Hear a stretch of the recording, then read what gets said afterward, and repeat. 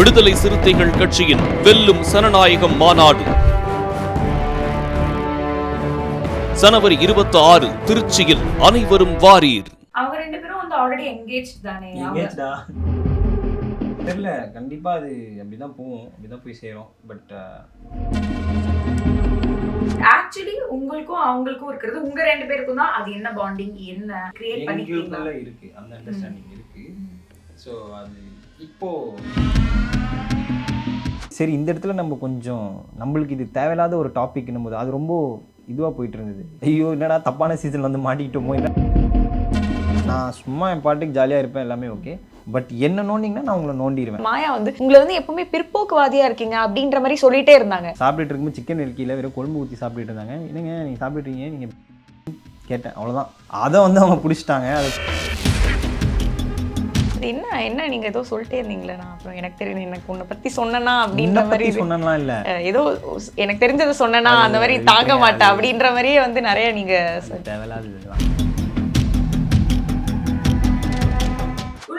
கண்டஸ்டன்ஸ்லாம் வந்து என்ன சொல்லிக்கிறாங்க. ஏன் நான் அது கேட்குறேன்னா, ஒன்ஸ் ஒரு அன்னபாரதி வந்து நம்ம இன்டர்வியூல என்ன சொல்லியிருந்தாங்கன்னா, அவங்க ரெண்டு பேரும் வந்து ஆல்ரெடி என்கேஜ் தானே அப்படிதான் சொல்லியிருந்தாங்க. அவங்க அந்த மாதிரி தான் வந்து சொன்னாங்க, வெளியில எல்லாருக்கும் தெரியும் அப்படின்ற மாதிரி தான் சொன்னாங்கன்ற மாதிரி சொல்றாங்க. ஸோ வீட்டுக்குள்ளேயே இந்த மாதிரி ஸ்ப்ரெட் ஆகும் போது அதுக்காக கேட்குறேன். தெரில, கண்டிப்பாக அது அப்படிதான் போகும், அப்படிதான் போய் சேரும். பட் பார்க்கலாம் என்ன நடக்குதுன்னு. அதான். ஸோ வீட்டுக்குள்ளேயும் அந்த ஒரு கொஸ்டின், அந்த இது உங்களை சுற்றி வந்துட்டே தான் இருந்தது. அது டைரக்டாலாம் வரல. இவங்க ரெண்டு பேர் க்ளோஸ், இவங்க ரெண்டு பேர் வந்து ஒன்றா ஆடுறாங்க, இவங்க ரெண்டு பேர் சப்போர்ட் பண்ணிக்கிறாங்க, அப்படி ஒரு ஒரு மேட்ரு ஒன்று போயிட்டு இருந்தது. அங்கங்கே கலாய்ப்பாங்க, அங்கங்கே நானும் கலாய்ப்பேன், எல்லாம் ஜாலியாக அப்படி போயிட்டு இருந்தது. பட் வெளியில் அது பெருசாக நான் அப்படி ஒன்றும் பெருசாக யோசிக்கல. பட் நான் ரொம்ப அவங்களுக்கு கெட்ட பேர் வந்துடக்கூடாது, அவங்களோட மூவ்ஸ் ப்ராப்பராக இருக்கணும். அவங்களும் என்னை ரொம்ப கேர் பண்ணாங்க, கேர் பண்ணிக்கிட்டோம். ஸோ இப்போ இது ஏன் கேட்குறேன்னா, இப்போ வெளியே நாங்கள் ஒரு மாதிரி பார்த்து நாங்கள் என்ன வேணால் நினச்சிக்கலாம், உள்ளுக்குள்ள கண்டஸ்டன்ஸ் அவங்க என்ன வேணால் நினச்சிக்கலாம். பட் ஆக்சுவலி உங்களுக்கும் அவங்களுக்கும் இருக்கிறது உங்க ரெண்டு பேருக்கும் தான். அது என்ன பாண்டிங், என்ன ரிலேஷன்ஷிப்பாக வேணா இருக்கலாம், அது உங்களுக்குள்ளதான் வந்து தெரியும். ஸோ அதை நீங்க கிளியரா பேசி அந்த ஒரு அண்டர்ஸ்டாண்டிங் வந்து கிரியேட் பண்ணிக்கிறீங்களா? இருக்கு, அந்த அண்டர்ஸ்டாண்டிங் இருக்கு. ஸோ அது இப்போ வெளியில வந்து என்ன நடக்குதுன்னு பார்க்கலாம்.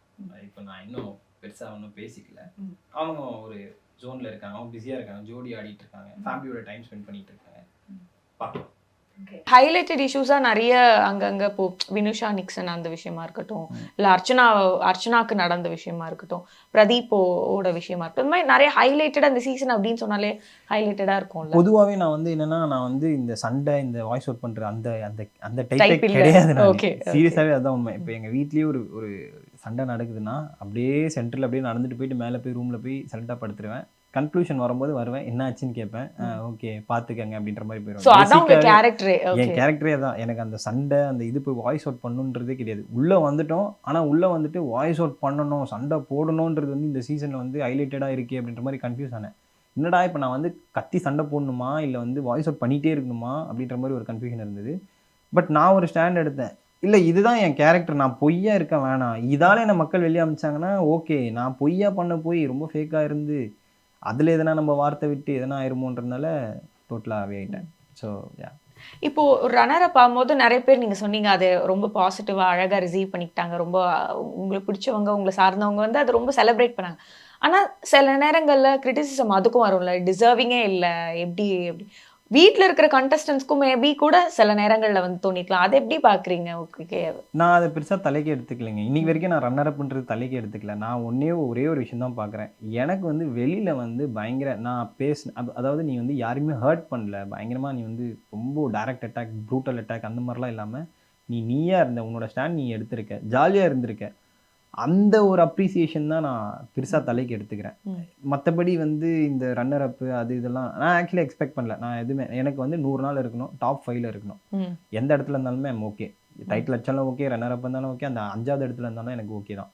ஸோ உங்களுக்கே தெரிஞ்சிருக்கும், நான் வந்து ரொம்ப கேம் ஸ்ட்ராட்டஜி அதெல்லாம் பண்ணிடலாம் இல்லை.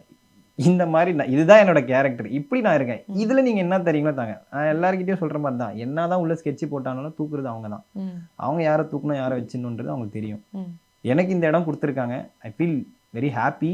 அண்ட் அது அந்த ரன்னர் அப்ன்றதை தள்ளி வச்சுட்டு இந்த பாசிட்டிவ் கமெண்ட்ஸ், இந்த பாசிட்டிவான விஷயங்கள்லாம் எடுத்துகிட்டு ஜாலியாக மூவ் பண்ணிட்டு இருக்கேன். அவ்வளோதான். அது பெருசாக தள்ளலாம் எடுத்துக்கிறேன். பேசுகிறவங்க பேசிட்டு இருக்காங்க. வீட்டுக்குள்ள அங்கங்க நிறைய நீங்க சொன்ன மாதிரி உங்க மேல டார்கெட் பண்ணி உள்ள கிரிட்டிசிசம்ஸோ வந்து வந்ததுல சில லைக் ஆரம்பத்துல இருந்து எண்டு வரைக்கும் வந்ததுல ஒண்ணு என்ன அப்படின்னா, மாயா வந்து உங்களை வந்து எப்பவுமே பிற்போக்குவாதியா இருக்கீங்க அப்படின்ற மாதிரி சொல்லிட்டே இருந்தாங்க. எங்களுக்கு வந்து ப்ராப்பரா ஃபிகர் அவுட் பண்ண முடியல, ஏன் அந்த விஷயம் அப்படி வந்துட்டே இருக்கு அப்படின்ற மாதிரி. உங்க டைரக்டா உங்ககிட்டயே வந்து சொல்லி சொன்னாங்க. கேட்டீங்களா, பேசுனீங்களா, ஏன் அந்த மாதிரி சொல்றாங்க? ஃபர்ஸ்ட் ஆஃப் ஆல் நான் அவங்ககிட்ட நிறைய பேசல. ஸ்டார்டிங்லலாம் பேசணும்னு தோணல எனக்கு அவ்வளோ. ஏன்னா அது என்னோட ஸ்டாண்ட். நான் வந்து கொஞ்சம் டிஸ்டன்ஸ் மெயின்டைன் பண்ணிட்டே இருந்தேன். அது தெரில அவங்க என்ன இது பண்ணுறாங்க. ஒரு வாட்டி சாப்பிட்டுட்டு இருக்கும்போது ஏதோ அந்த சிக்கன் மேட்ருங்க. நார்மலாக இப்போ சாப்பிட்டுட்டு இருக்கும்போது சிக்கன் இருக்கையில் வெறும் கொழும்பு ஊற்றி சாப்பிட்டுட்டு இருந்தாங்க. என்னங்க நீங்கள் சாப்பிட்டுட்டீங்க நீங்கள் கேட்டேன், அவ்வளோதான். அதை வந்து அவங்க பிடிச்சிட்டாங்க. அதை பிடிச்சிட்டு அங்கேருந்து அதை இது பண்ணாங்க. அதுக்கப்புறம் அது அப்படியே ஒரு மாதிரி போயிட்டு இருந்தது. இப்படி போயிட்டே இருந்தேன், அவ்வளோதான். அது தேவையில்லாத ஒரு மேட்ரு. நம்ம வேற ஏதோ சொல்ல போவோம், அதை கேட்க போவோம், அவங்க வேற ஒன்று சொல்லுவாங்க, நான் வேற ஒன்று சொல்லுவேன். அதுக்கப்புறம் ஒரு கட்டத்துக்கு அப்புறம் சரி இனிமே வந்தாங்கன்னா நம்ம பேசிடணும், யாராக இருந்தாலும் சரி. இனிமேல் யாரா நம்மளை வந்து கேட்க வந்தாங்கன்னா என்னன்னா நான் உங்களை நோண்டுவேன்ற மாதிரி ஒரு ஸ்டாண்ட் எடுத்தேன். அதை அவங்க சொல்கிறாங்க, அது தெரில. அது அவங்களுக்கு தான் நீங்கள் கேட்கணும், ஏன் அப்படி சொல்கிறாங்க. நம்மளை ஜாலியாக இருந்துடணும், அவ்வளோதான். அண்ட் அதே போல் நிக்சனுக்கும் உங்களுக்குமே ஒரு சார்ட் ஆஃப் ஒரு கோல்டு வார் வந்து லைட்டாக எப்பவுமே உரசிக்கிட்டே இருந்த மாதிரி இந்த பெருசாக சண்டைன்னு வரல, பெருசாக பிடிச்சிக்காமையும் போகல, ஆனால் ஏதோ ஒரு டிஸ்கம்ஃபர்ட் வந்து இருந்துகிட்டே இருந்ததோன்னு தோணுது. நீங்கள் ஒரு இடத்துல கூட சொல்லியிருப்பீங்க, நான்லாம் சொன்னேன்னா வந்து பாரு அசிங்கமாயிடும் உன்னை பற்றி சொன்னேன்னா அப்படின்ற மாதிரி ஏதோ ஒரு தெரிஞ்ச ஒரு விஷயத்த வந்து கோட் பண்ணி சொன்ன மாதிரி இருந்து. ஏன் அந்த ஃப்ரிக்ஷன் ஒரு மாதிரி இருந்துட்டே இல்லை. இது இப்போ இது வந்து நிக்சன் வந்து அவரோட ஒரு பிளே, அவரோட தாட்ஸு, அவரோட வேற ஒரு கருத்து வேறுபாடுன்னுவாங்களே, அவரோட வே ஆஃப் இதுவே வேற, என்னோட வே ஆஃப் இதுவே வேற. கேம் பிளேயிங்காக இருக்கட்டும், இல்லை பேசுகிற விதமாக இருக்கட்டும், அது ஒட்டலை. நான் நிறைய இடத்துல தெரிலடா தம்பி, எனக்கு இன்னமும் தெரில, எனக்கு செட் ஆகலைன்ற மாதிரி எனக்கு கொஞ்சம் தள்ளி இருந்துட்டேன், அவ்வளோதான். அது செட் ஆகலை, அவ்வளோதான். இப்போ எனக்கும் தினேஷ்னாக்கும் இல்லை எனக்கும் விஷ்ணுக்கும் இருக்கிற அந்த இது செட் ஆகலாங்க, அவ்வளோதான். அது என்ன நீங்க ஏதோ சொல்லிட்டே இருந்தீங்களே, நான் அப்புறம் எனக்கு தெரியும் எனக்கு உன்னை பத்தி சொன்னனா அப்படின்ற மாதிரி சொன்னலாம் இல்லை, ஏதோ எனக்கு தெரிஞ்சதை சொன்னனா அந்த மாதிரி தாங்க மாட்டேன் அப்படின்ற மாதிரியே வந்து நிறைய நீங்க தேவையில்லாத இதெல்லாம். அது வீட்டுக்குள்ள நடந்த விஷயங்கள் வச்சுதான் நீங்க வீட்டுக்குள்ளதான். ஓகே வீட்டுக்குள்ளதான். அண்ட் அதே போல வந்து வினுஷா அவங்களோட விஷயத்த வச்சு அர்ச்சனாக்கும் நிக்சனுக்கும் வந்து ஒரு பயங்கர சண்டை வந்தது. ரெண்டு பேரும் அப்படி பயங்கரமா பேசி அந்த மாதிரி சமயங்கள்ல உள்ள இருக்கும் போது ஒரு கண்டஸ்டண்டா என்ன மைண்ட் ப்ராசஸ் பண்ணுவீங்க? ஃபர்ஸ்ட் இப்போ அவங்க பேசிக்கிட்டது எனக்கு தெரியாது. அந்த பிளாஸ்மா டிவியில் போடுற வரைக்கும் எங்களுக்கு தெரியாது. பட் அது என்ன சொல்றது, இது வெளியில எப்படி ரிசீவ் பண்றாங்க, வெளியில கண்டிப்பா இதுதான் பண்ணுவாங்க. இதில் என்னோட பிளே என்ன, நான் என்ன பண்ணுன்ற மாதிரி ஒரு கன்ஃபியூஸ் ஸ்டேட்டில் இருந்தேன். அண்ட் என்னை நோக்கி அது பெருசாக வரல. நான் பேசணுமா, நான் வாய்ஸ் அவுட் பண்ணணுமான்றது வந்து அங்கே பெருசாக அது நம்ம உள்ளே இருக்கிற கண்டஸ்டன்ஸ்க்கு யாருக்குமே அப்படி வரல. அப்படி இருக்கும்போது வினுஷாவும் வந்து பெருசாக என்கிட்ட அதை பற்றி ஒன்றும் பேசிக்கல. திருப்பி உள்ளே வரும்போதும் பெருசாக இது பண்ணிக்கல. எனக்கு ஐ ஃபெல்ட் லைக் ஓகே இவங்க பார்த்துப்பாங்க. இப்போ வந்து நிக்சனும் வந்து சொல்லிட்டு இருந்தாப்புல இந்த மாதிரி வந்து நான் ஆன்சர் பண்ணுறேன், நான் கேமரா முன்னாடி சாரி கேட்டிருக்கேன் அதுன்னு. ஸோ இது இட்ஸ் அப் டு ஹிம், அவன் என்ன எப்படி அதை ஹேண்டில் பண்ணுறான்றது தான் மேட்டர்.